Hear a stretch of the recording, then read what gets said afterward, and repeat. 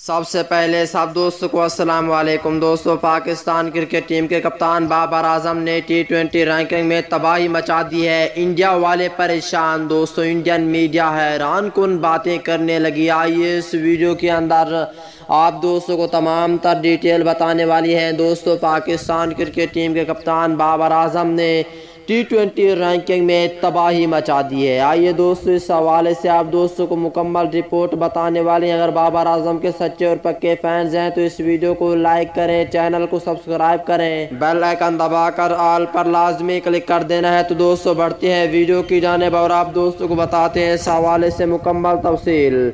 दोस्तों, Indian media भी परेशान हो चुका है और हैरान हो चुका है, क्योंकि दोस्तों पाकिस्तान टीम के कप्तान बाबर आजम ने जनूबी अफ्रीका के खिलाफ 4 मैचों की सीरीज के आखिरी 2 मैचों में परफॉर्म के बुनियाद पर ICC T20 रैंकिंग में तरक्की के बाद दूसरी पोजीशन पर पहुंच गए। बाबर आजम ने उमदा परफॉर्म के बायस गुज़िश्ता हफ्ते भारतीय कप्तान विराट कोहली की जगह वनडे रैंकिंग में पहली पोजीशन संभाल ली थी और इस हफ्ते जनूबी अफ्रीका के खिलाफ 122 रन की शानदार पारी खेलने के साथ 47 पॉइंट्स हासिल करके ऑस्ट्रेलिया के एरन फिंच को पीछे छोड़ दिया है। बाबर आजम अब भी पहली पोजीशन पर मौजूद बरतानी खिलाड़ी डेविड मिलान से 48 पॉइंट्स पीछे हैं, लेकिन जिम्बाब्वे के खिलाफ बुध से 3 मैचों की सीरीज में 26 साल खिलाड़ी को एक बार फिर पहली पोजीशन अपने नाम करने का मौका मिल सकता है। नवंबर तक बरजमान थे, क्योंकि दोस्तों दूसरी पोजीशन तो हासिल कर ली है, तीसरी पोजीशन में सिर्फ 48 रन बाकी हैं। 48 रन के बाद पाकिस्तान टीम के कप्तान बाबर आजम पहले नंबर पर आ जाएंगे।